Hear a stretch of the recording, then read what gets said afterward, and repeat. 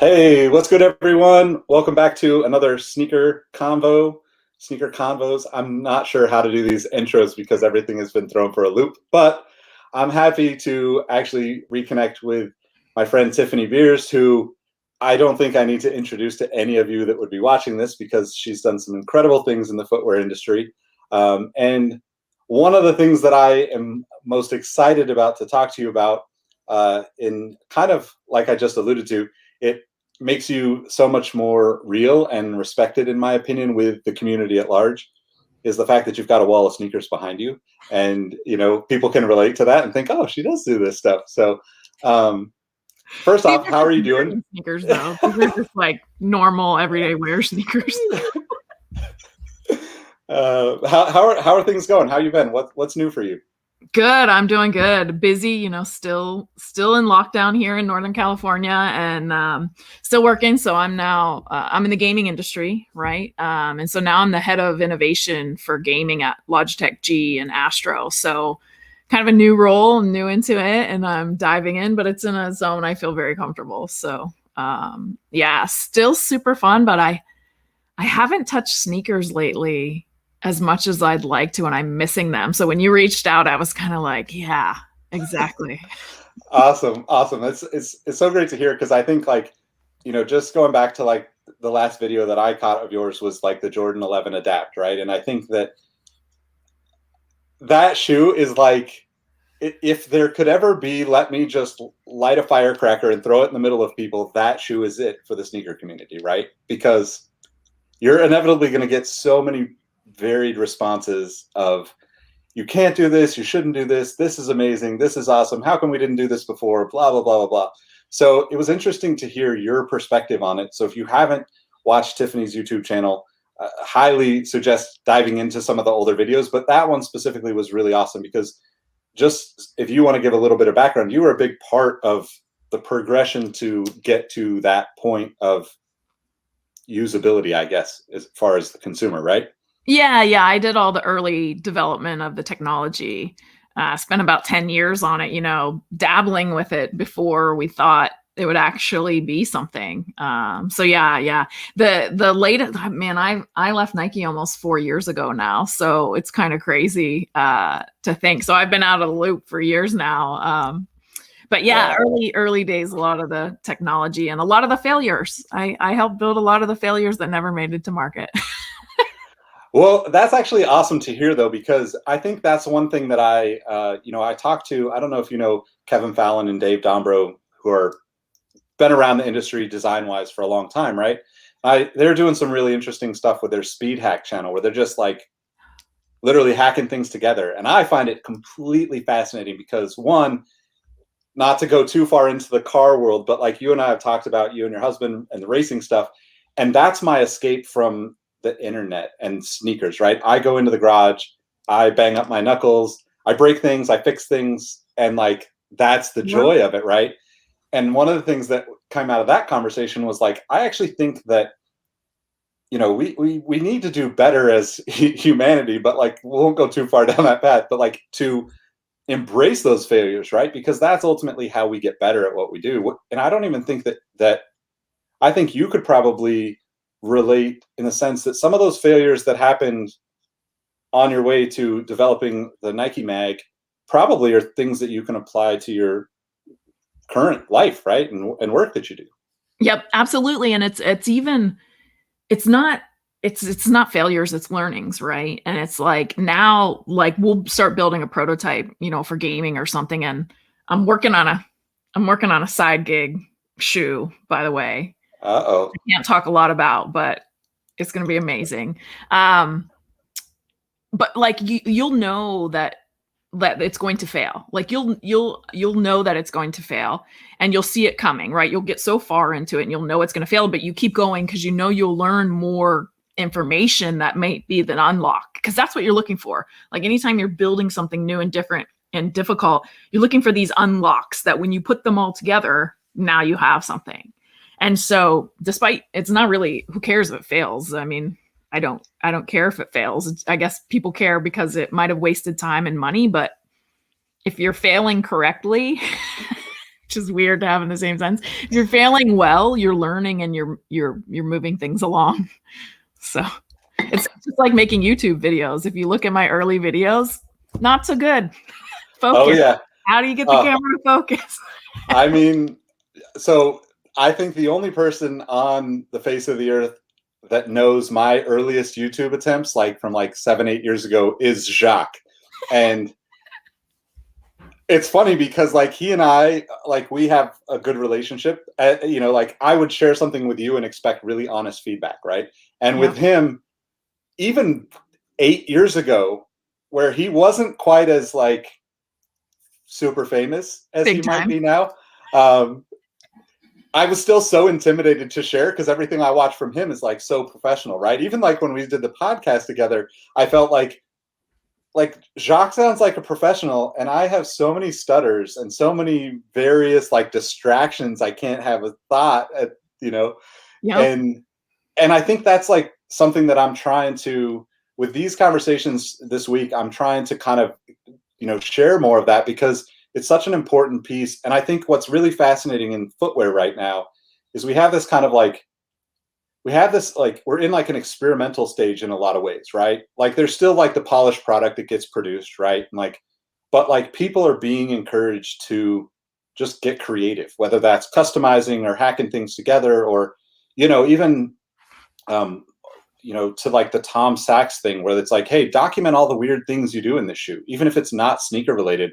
Tell us where you jumped in a puddle or where you went snowboarding or where you forgot to wear them. You know, like all of those things are really fascinating because on the flip side of that, we all love the like final product, the presented, like polished, you know, we want to, like, I think all of us want to be able to push the button and see the lights come on and see the laces, you know, tighten. And that is like what we've been like kind of like really into it collectively as a community for a long time.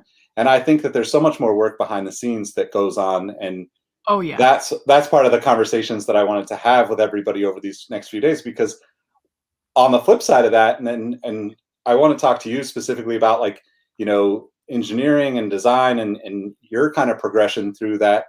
One of the things that I think is still almost problematic in the footwear industry, and I think this is probably true for a lot of big, older, seasoned industries, the perception to like the teenager or the, you know, young 20 something in college is that there's very few actual career opportunities, right? The you know, a designer gets highlighted, the CEO gets highlighted, a marketing person gets highlighted, or you know, somebody that works at the stores, and you know, that's like only 4 or 5 jobs when there's literally thousands of people that work for all of these companies. So what was it like for you kind of just getting into the industry at first, and then how did that progress, you know, into kind of doing some of the most important shoes that in sneaker culture, or I would say arguably the most important shoe with the Nike mag, because that's the longest running story. I feel like you didn't intend, you know, you weren't part of the first discussion of that in the 80s. But look, the beauty of that is like when I speak to college students, I talk about the progression of that because as a kid, that seed was planted for me to want that and desire it. And I don't even think that like the people behind the shoe originally even intended that, but it became a 40-year story, which is something I just absolutely love. Yeah. No, it's amazing, right? Yeah. I mean, I was like 5 when that shoe was conceived. I was in a Little Miss Townville pageant probably around the time, and I didn't even win. I got runner up, you know. So I was not around at the beginning of it, but you know, it's kind of interesting. I applied online at Nike. I didn't know anyone. You know, I was one of the thousands to apply, and I managed to get in there. And you know, not even I cared about sneakers because I cared about sports.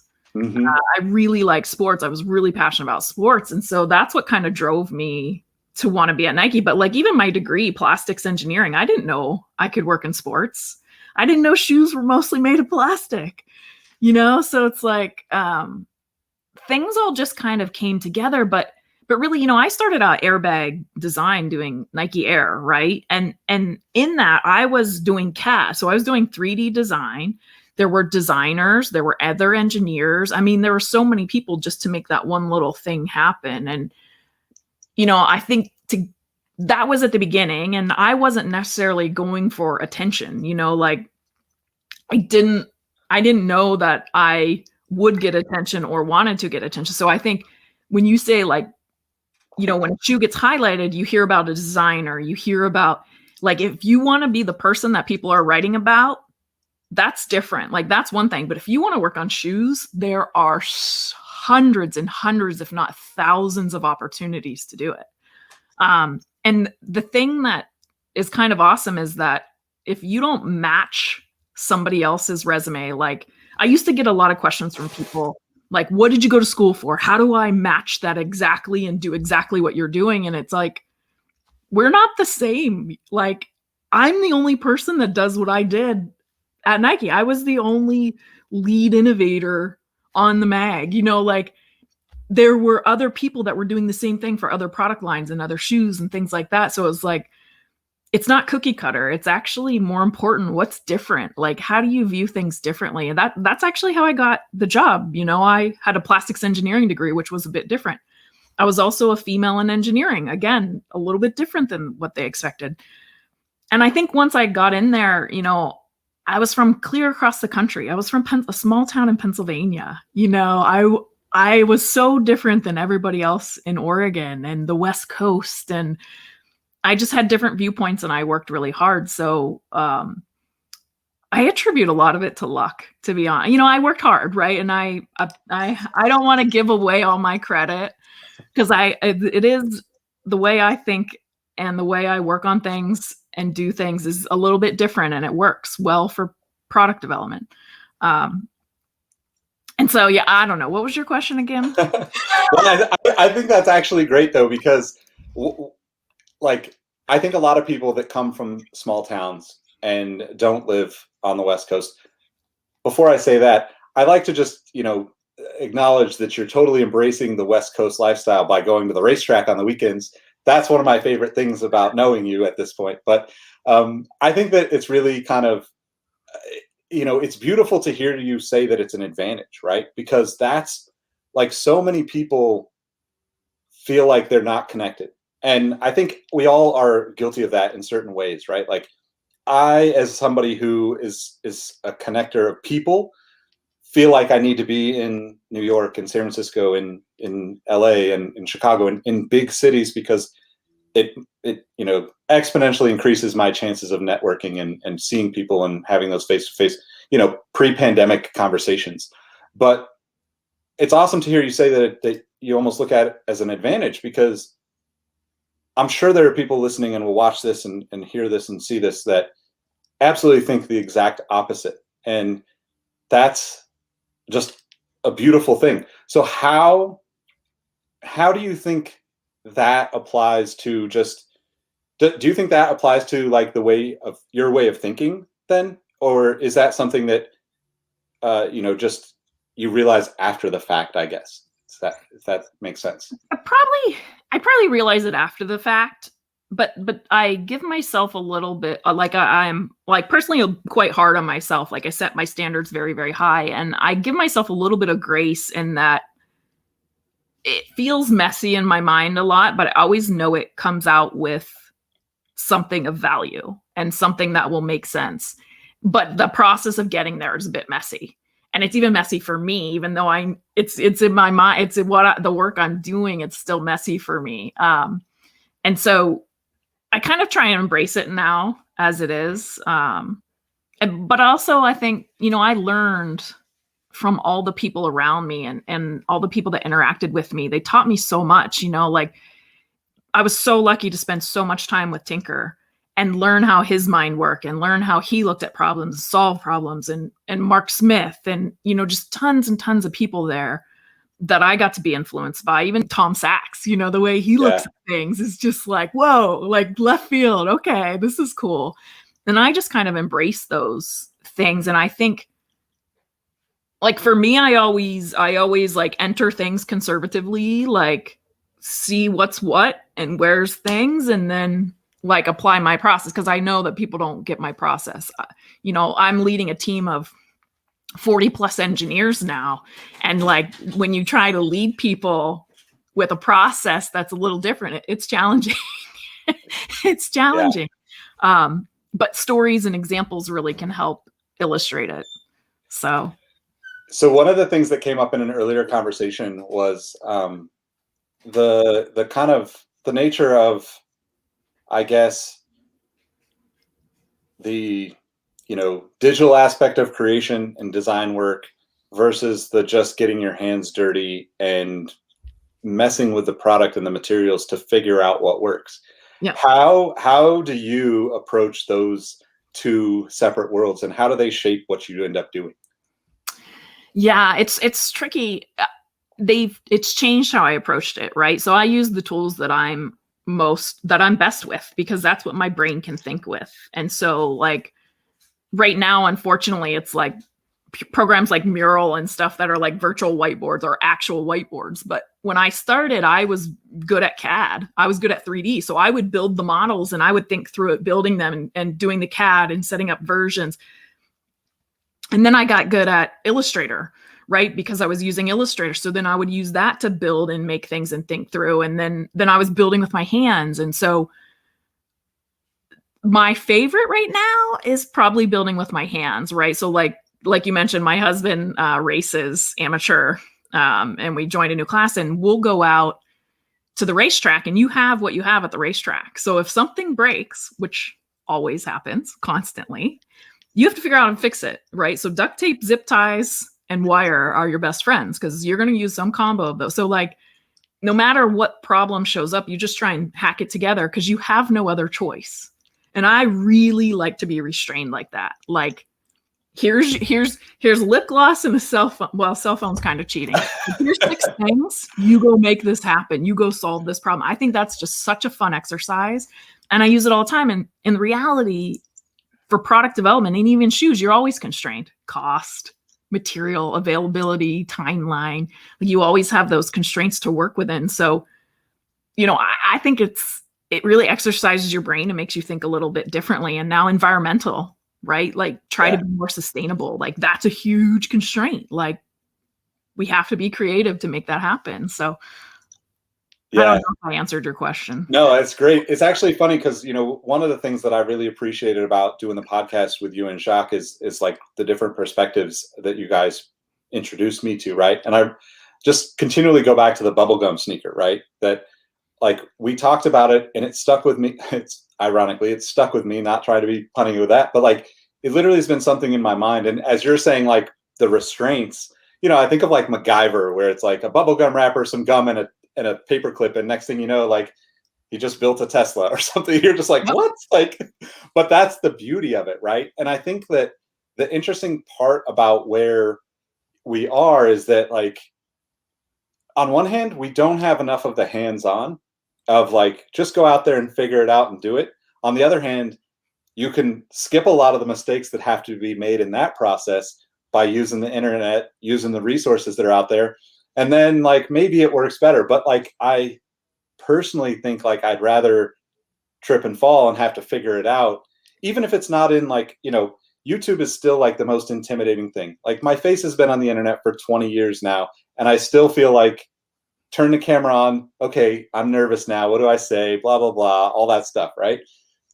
But it really doesn't matter. It's just a part of the process. And if I did it 1,000 times like Jacques did his videos for, I don't even know how many he's done, right? It would be like nothing the way he goes out and turns it on and does it, and it's over with, right?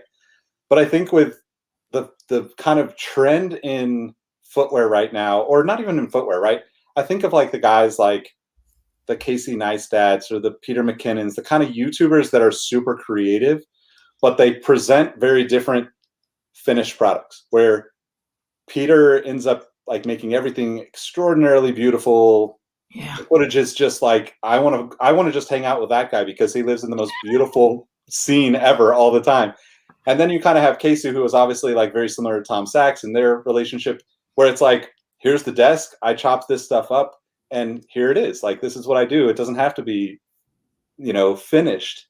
But do you think that like the relationship for between the physical aspect of molding, like you said, or just kind of figuring it out, and the digital aspect of just like the creative vision that comes from like being able to sketch and kind of express those ideas.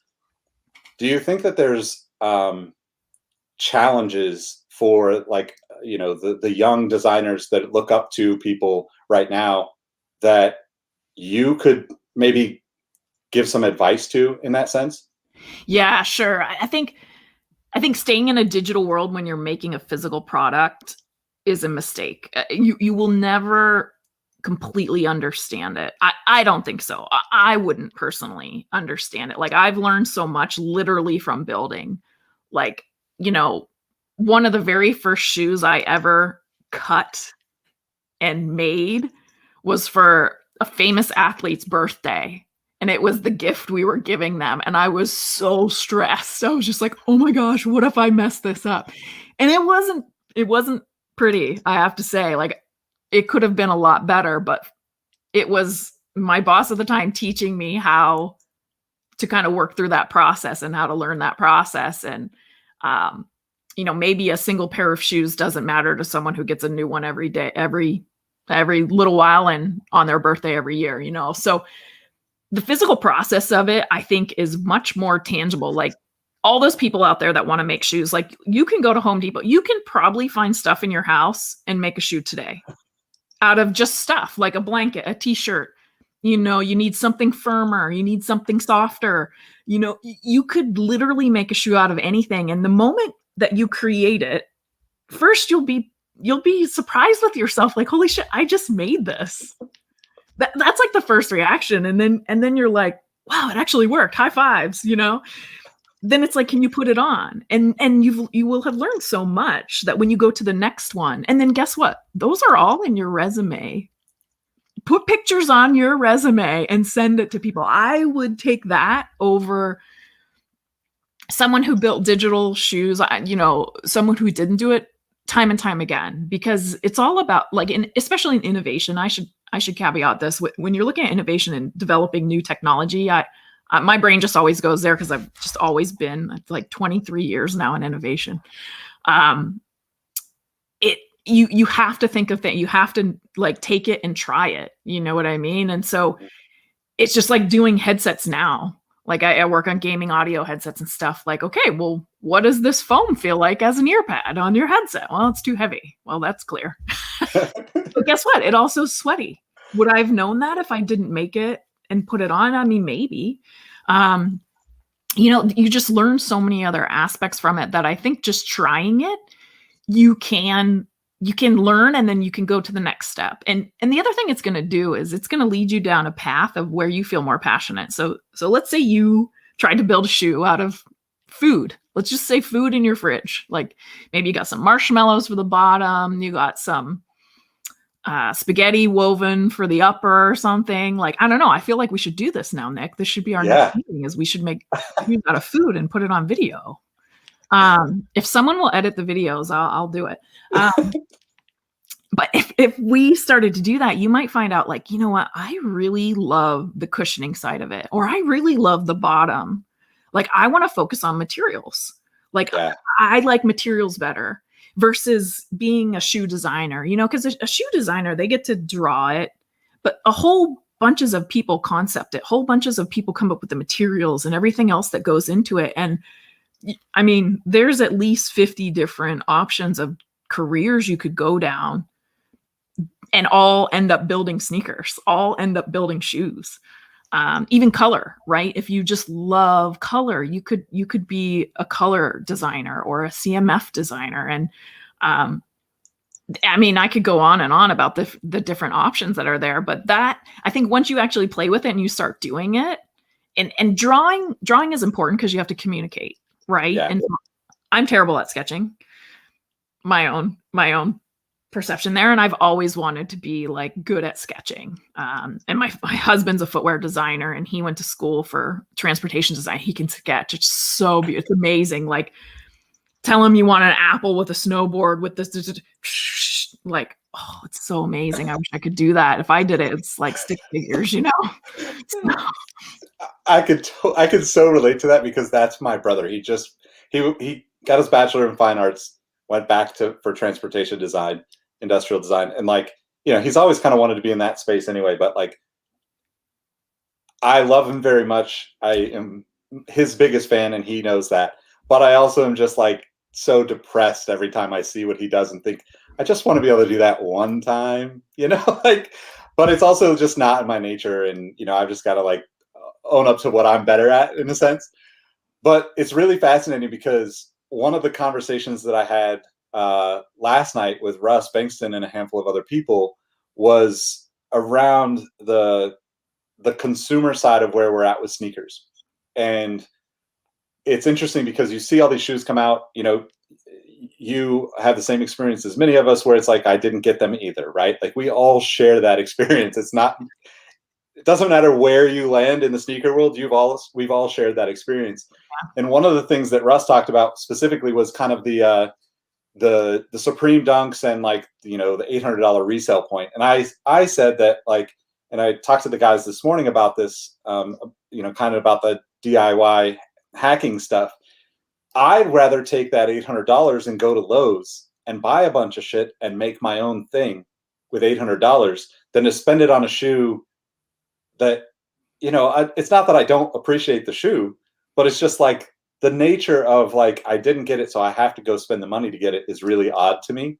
It's like, it's almost like going to Vegas and being like, well, I didn't hit on the $1,000 I just lost, so I'm going to put 10,000 down, as if that's going to help in any way, shape, or form, So yeah, I know it's interesting because I'm not, I have a big collection, but these are like shoes I wear every day. Like these, I don't actually have a big collection. They're just like a lot of shoes, right?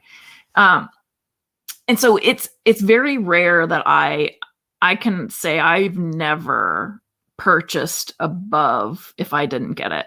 The only time I considered it was I wanted the Tiffany blue dunks and I could not get them. I couldn't find them anywhere. So I thought, and then I was like, but really what, so for me, it doesn't make sense. Probably if I had a lot more disposable income, it might be more fun, right? You know what I mean? Yeah. If throwing down $800 on a shoe was like not a big deal, that I might look at it differently, but I'm just not there.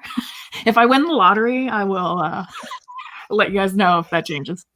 Yeah, well, see, and I just look at it to like, I relate it to like the race weekend, right? Well, $1,000 to go to the track for the weekend is much more enjoyable than $1,000 to put a shoe on my feet for a couple of days, or I have so many that I'm going to always wear them rarely, I guess, in a sense. The same way that you have the wall behind you, it's like the beauty of that is that like you don't have to worry about them actually wearing out in the same sense.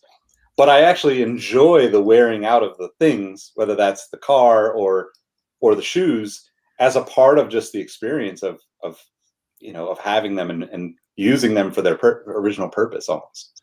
Yeah, totally. And what I've learned as I've gotten older is that your feet change sizes, which is such a bummer, especially with a collection of shoes. Yes. So now I have to buy a bigger size. So half these don't even fit anymore. So, but yeah, I think it's all about what you want to do and where you're passionate, So like for me, for sports, if I could pay money to be an Olympic athlete, if I was younger, I would have done it. If I had money, I would have done it. I had to survive on my own talent and I didn't quite get there, but that was always a dream for me to be an Olympic athlete. I think if your passion really is sneaker collecting and those shoes, it might be a little different. Like my husband's passion is cars, so like I said, we go to track days and we race, but we do it on a very small budget, right? I'm his crew chief. All right. I'm his crew chief. So that we don't have support. You see these big cars and these big rigs rolling into a racetrack, like with a McLaren or something. No. This is a Mazda Miata. We finally have a closed trailer, but literally if it breaks, we're fixing it. And that's what we've done for the last 5 years. So we know enough about and how to fix it, but we also enjoy that. Like, holy crap.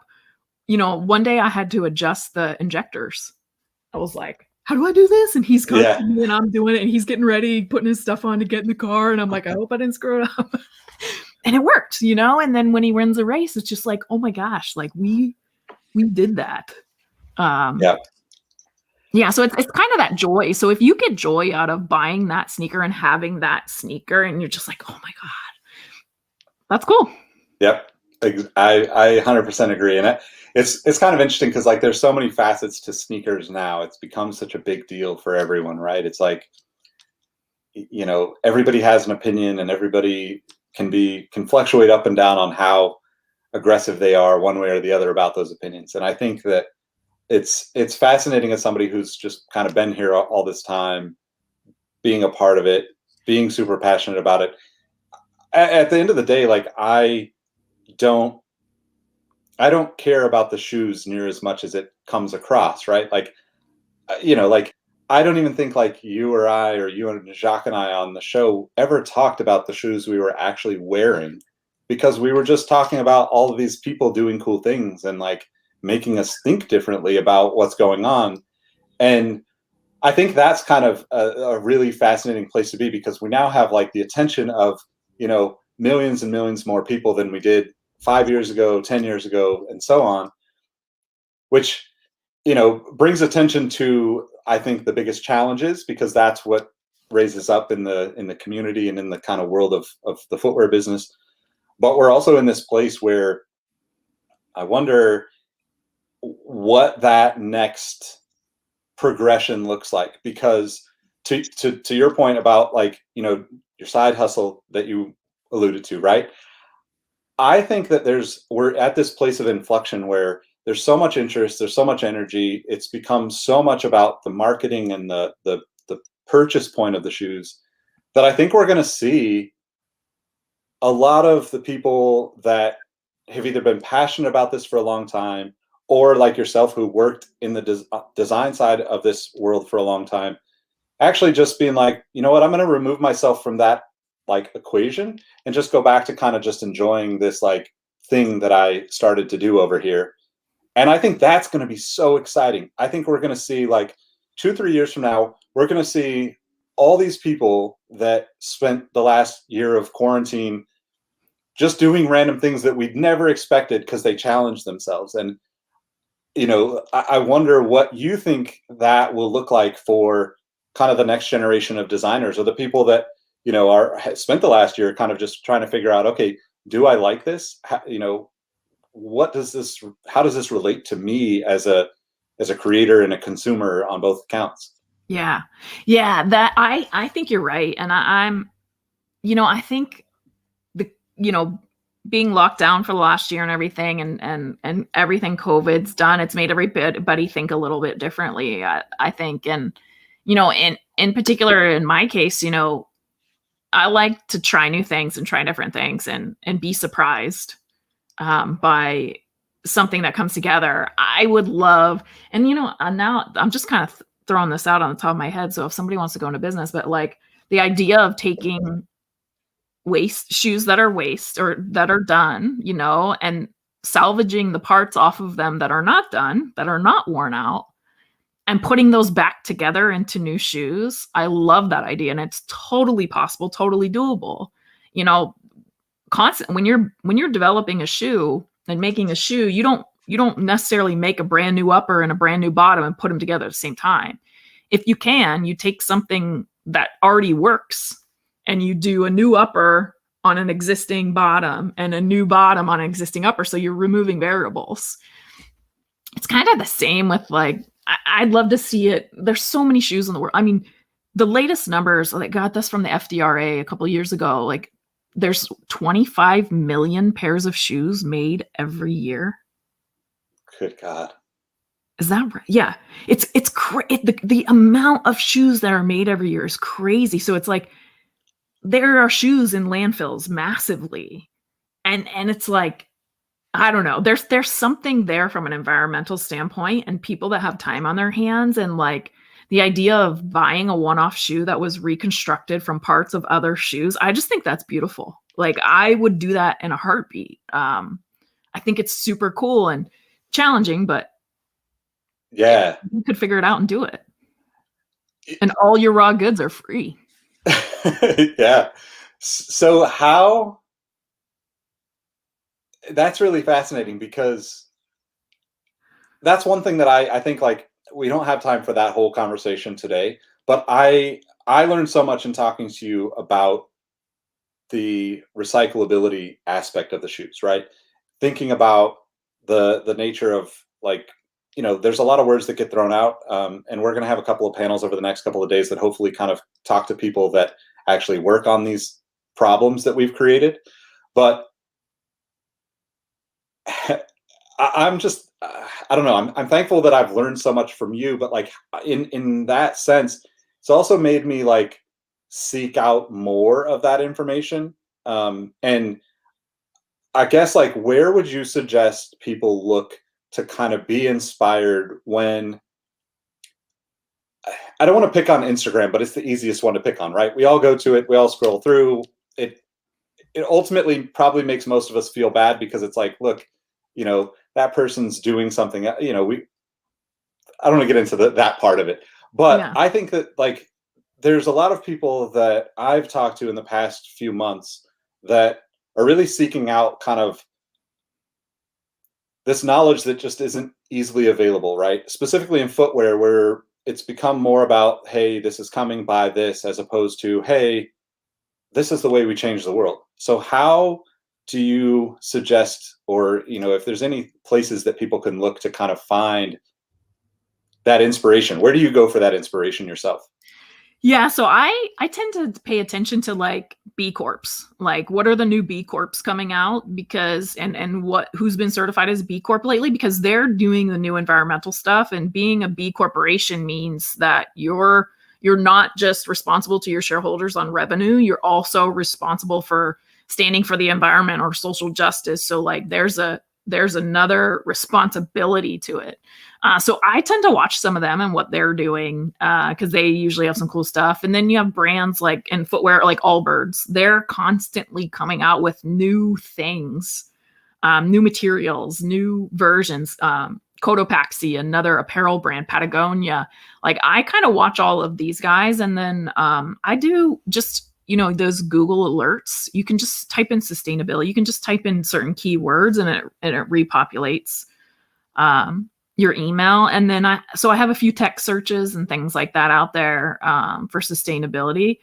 I can't say I get any of it from like Instagram or any social media. It's more of just outward searches, like looking for it. The FDRA actually, it's Footwear Retailers something Association. I should know that. They have a website where they populate all of like kind of these innovative articles that come out. So I'll hang out there and see what they've posted, because they kind of put it all into one spot to kind of see like new technologies and things. I don't know if they're still doing it or not, but that was kind of interesting to see. But yeah, I surf the internet a lot. And then material, like I'm a little bit of a nerd, right? As we all know. And so I look at material suppliers. Dow, what's Dow doing? What are these big, because they're at the forefront of it too. What are these big knitting companies doing? Like they're all trying to develop tech for it too. And they'll do it before, right? Because they have to make it, and then they show it to the big footwear makers, and then the footwear makers integrate it into product. So a lot of times like Pi-Ho and all these material suppliers, you can see on their websites what their new materials are. And then you kind of have a leg up on, oh, that's cool. That's interesting. Yeah. How does that translate into like what you do now? Are there similarities in that sense? A little bit. Yeah. Like, at Logitech and Logitech G, we're very environmental, right? Like we are working very hard to be a consumer electronics company that's really making a difference in the environment. It's hard in consumer electronics, right? So it's the same thing. I said that in a meeting this week. Like, let's catalog all these B Corps and see what they're doing, because they're developing new materials. They have to think differently on it. And so yeah, it's definitely it's crazy how I was just thinking the other day. The idea of auto lacing and how it progressed, and how it went from you tie your shoes to you press a button on the shoes, to a sensor does it on the shoe, to now I think an app does it on the shoe. Like there's a progression there. And if you think of other electronics, like there's a very similar progression. And I was literally sitting in a meeting and I was explaining this, and I was like, wow, that's so weird. Something directly from my sneaker background applying to gaming. Like, so weird, but it was just it was a perfect intersection. Yeah, it's crazy. Like, I think I'm finding that a lot of even like the conversations that I'm having for this, sneaker convos event thing is also putting me in that same spot of, I guess, realizing that like the the problem solving that exists for one side of things, even though it's like, I guess like to relate it to sneakers, you being on the engineering side and the design side, me typically being on the marketing side, we're both using very similar problem solving, traits and actions and knowledge that we've acquired to do the things that we're doing. But like a lot of times in footwear, at least in my experience, there's a huge disconnect or even a like complete lack of understanding of like, hey, we're struggling to understand or to move forward with this too, right? Because one of the things that came up earlier, and the reason why I'm thinking about this is we talked about the cyclical nature of sneakers and how it almost takes away it absolutely takes away the creative process of getting to the best of what could be done, right? Yeah. And I wonder if like we will ever see that go back to a place where, sounds like with Logitech, like I think, the environmental thing to me is hugely important and something I think about every day. And I would love for that to be something that people think about every day and start to take action on. But I also understand that like, it's, depending on where you live, it's not something that people talk about. When I first moved to Detroit, we didn't even have recycling in our building. And I was just like, what? Like I've had compost at Starbucks for years, like that's like the crazy analogy for me. But like, do you think we'll see kind of like an influx back towards that because we're also like in this like super consumer driven place with sneakers now that I don't think we ever really expected to be too. Yeah, no, I hope that it shifts, and I think it will, and here's why. Because you look at the big sneaker brands, the ones that everyone's collecting, or at Adidas or at Nike, they are giant corporations. They have to build their product in such a way that it meets expectations because they have a lot on the line. If a consumer gets hurt or a consumer, whatever happens, they get sued, like they have a lot on the line, which prevents them from maybe taking some risks that smaller footwear brands, startups are more willing to do. And so seeing that there are so many more, I hope, I know COVID shut down a bunch of startups in the footwear world, like Jason Maiden's, what was it called? Sonic. Yeah, super heroic. Super heroic. I always call it Sonic for something. Super heroic. But like, hopefully, I hope during COVID, maybe a bunch more brands are going to reemerge and a bunch of smaller brands, because shoes, honestly, they're not that hard to make. And I can tell this story later, but I mean, I'm working on a startup right now. I'm working with a startup, and a group of people came to me and asked, and I was like, I don't know, I've never done it before. Let's try. And it flowed and worked quite easily, to be honest. And knowing that and being in that and doing that, like, we can take more risks with materials and try different things because we have less to lose, like, and I think the more, and the sneaker community too, like, I hope they embrace that, right? Like, I hope they embrace these new and different things coming out. Like, it's not always going to be about Jordans. You know what I mean? Like, it's not always going to be about the pristine sneakers that are made by the giants. I think it's going to start to shift, and it's going to be about like the Tom Sachs. He does it differently. Even Yeezy, even Kanye, he does it differently, right? And I hope we embrace that more and more, and we see smaller brands start showing up, people doing some really cool stuff with shoes, because I think and again, I think it'll have to be in a sustainable way, in a reuse way, to keep it moving. Think Ready Player One, where you reuse, your only choice is to reuse.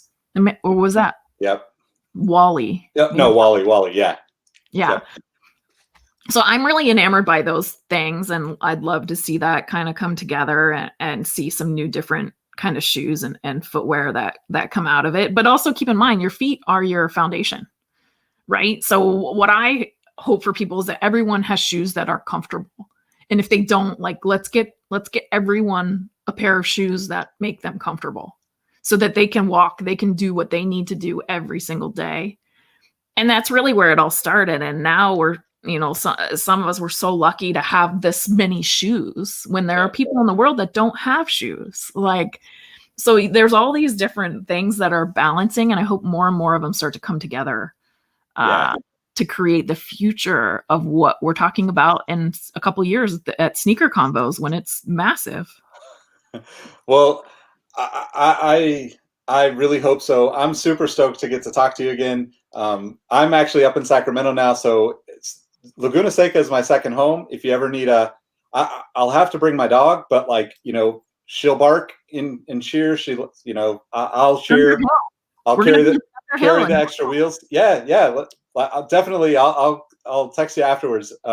It's been awesome to chat with you, and hopefully, I just want to reiterate like how much speaking from my friends within the sneaker community, how much everyone appreciates you sharing so much insight into what you've done over the years. And I think that, when you're ready to launch that side project, I'm sure that people will embrace you with that. And I wish you the best of luck with it, and anything I can do to help, obviously, as well. So awesome. Well, thanks. I love having these chats, and I'm always happy to share inspiration and things like that. And so thanks for having me, and good luck with the rest of the panels. I can't wait to watch.